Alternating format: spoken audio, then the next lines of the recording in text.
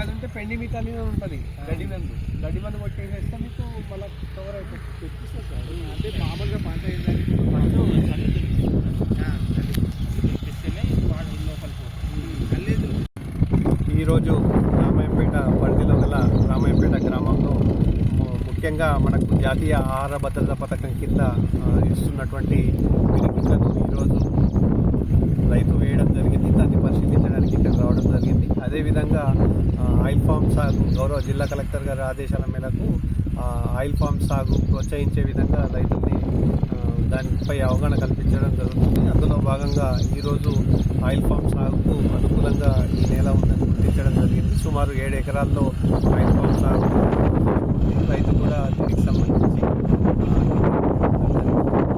ఇట్లా చాలామంది రైతులు ముందుకు రావాలని కోరుతున్నాము. ముఖ్యంగా ఎందుకంటే మనకు ఈ క్షేత్రస్థాయిలో ఆర్తడి పంటలతో పాటుగా ఆయిల్ ఫామ్ సాగును వ్యవసాయ శాఖ ద్వారా విస్తృతంగా మేము అవగాహన కల్పించడం జరుగుతుంది.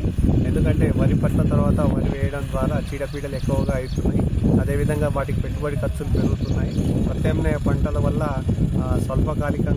స్వల్పకాలంలోనే రైతులకు అధిక ఆదాయం వచ్చే అవకాశం ఉంది. కాబట్టి జాతీయ ఆహార భద్రతా పథకం కింద ఈ పథకంలో భాగంగా రైతులకు విత్తనాలు ఇచ్చి వారికి విత్తనం వేసే దగ్గర నుంచి పంట కోత వరకు సాగుకు సంబంధించిన సాంకేతిక సలహాలన్నీ కూడా మా వ్యవసాయ విస్తరణ అధికారుల ద్వారా మేము అవగాహన కల్పిస్తున్నాము.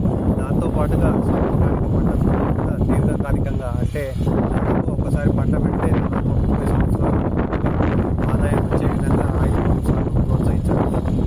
అందులో భాగంగా ఈ ఎకరాల్లో ఆయిల్ ఫామ్ దీనికి సంబంధించిన దరఖాస్తులు స్వీకరించి ఫర్దర్గా ఈ రైతుకు ఆయిల్ ఫామ్ సాగు అయ్యే విధంగా హార్టికల్చర్ అధికారులకు ఈ విషయాలని విన్నవించడం జరుగుతుంది.